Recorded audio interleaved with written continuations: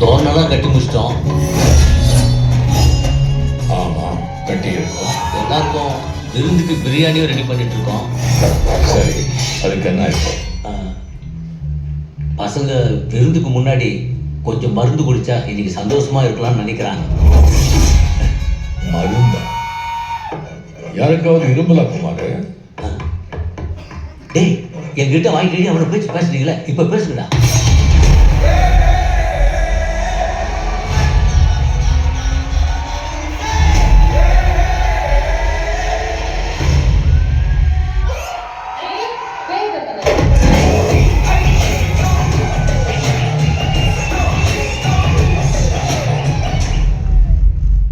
இதெல்லாம் அவங்க கேட்ட மாதிரி தெரியலையே குமார்.